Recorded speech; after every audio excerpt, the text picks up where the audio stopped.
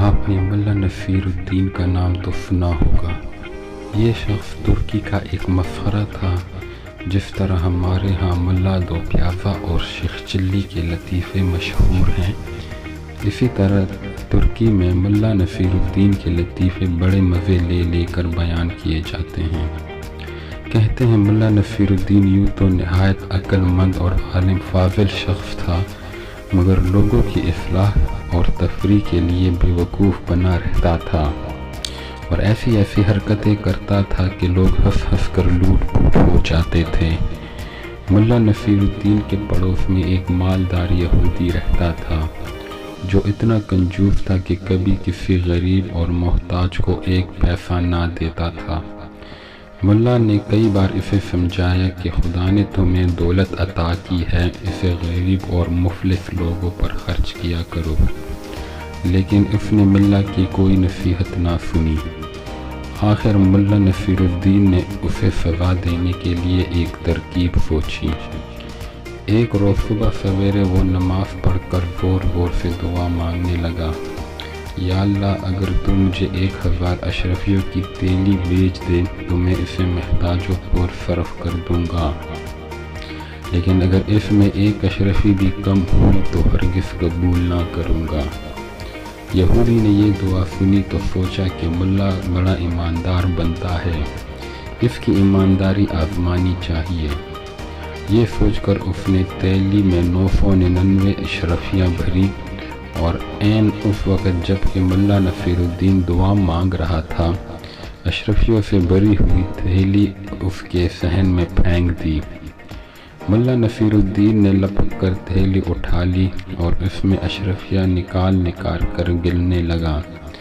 کل 999 اشرفیاں تھیں۔ ملا نے خدا کا شکر ادا کیا اور کہنے لگا، یا اللہ، میں تیرا شکر گزار ہوں کہ تو نے میری دعا قبول فرما لی۔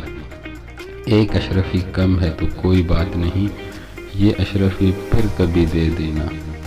یہودی نے جب ملا نصیر الدین کے یہ الفاظ سنے تو سخت پریشان ہوا اور دل میں کہنے لگا کہ یہ ملا تو بڑا چالاک ہے، اس نے دھوکے سے میری اشرفیاں ہتھیا لی۔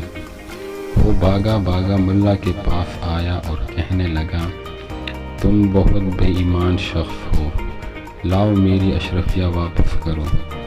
تم نے تو کہا تھا کہ 1000 میں سے 1 اشرفی بھی کم ہوئی تو واپس کر دوں گا، لیکن اب تم 999 اشرفیاں قبول کرنے پر تیار ہو۔ ملا نصیر الدین غصے سے کہنے لگا، تم کون ہوتے ہو مجھ سے اشرفیاں مانگنے والے؟ یہ تو میرے خدا نے مجھے دی ہیں، جاؤ اپنا کام کرو۔ یہودی سیدھا قاضی کی عدالت میں گیا اور ملا کے خلاف مقدمہ درج کیا۔ قاضی صاحب نے یہودی کو حکم دیا کہ ملا نصیر الدین کو بلا لاؤ، ہم ابھی فیصلہ کر دیں گے۔ یہودی نے ملا نصیر الدین کے پاس آ کر کہا، چلو تمہیں قاضی صاحب بلاتے ہیں۔ ملا نے جواب دیا، تم دیکھ رہے ہو کہ میرا لباس پھٹا پرانا ہے، میں اس شرط پر جانے کے لیے تیار ہوں کہ تم مجھے اچھے کپڑے لا کر دو۔ یہودی نے یہ شرط بھی منظور کر لی اور صاف ستھرے کپڑے ملا کو لا کر دے دیے۔ ملا نصیر الدین یہ بیش قیمت لباس پہن چکا تو کہنے لگا، میاں یہودی، کیا اتنا قیمتی لباس پہن کر پیدل ہی قاضی کی عدالت میں جاؤں؟ لوگ دیکھیں گے تو دل میں کیا کہیں گے؟ جاؤ اپنا گھوڑا لے آؤ، اس پر سوار ہو کر جاؤں گا۔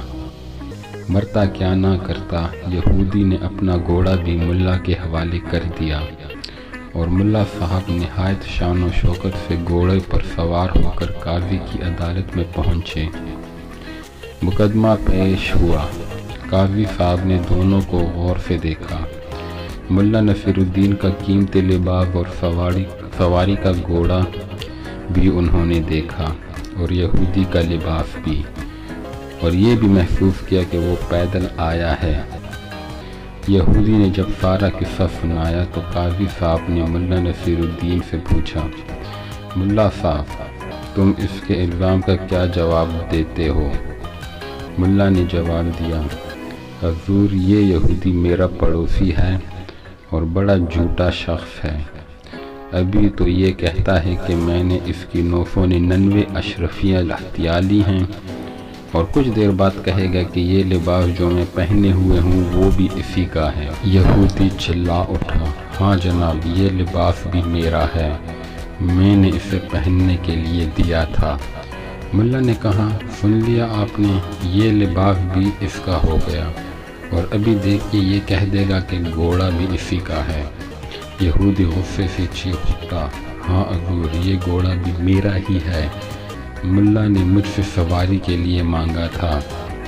قاضی نے جو یہ باتیں سنی تو یہودی کو ڈانٹ پٹکار کر نکال دیا اور مقدمہ خارج کر دیا۔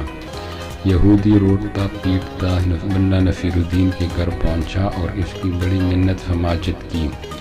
ملا نے اس شرط پر اس کی اشرفیہ لباس اور گھوڑا واپس کیا کہ وہ آدھی اشرفیہ غریبوں میں بانٹ دے گا اور آئندہ بھی نادار لوگوں کی مدد کرتا رہے گا۔